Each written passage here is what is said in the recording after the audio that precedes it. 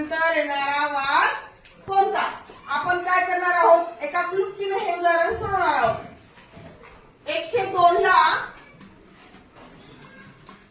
आठवड्याचे दिवस किती असतात? 7. 7 ने 102 ला भागणार आहोत. 7 एके 7.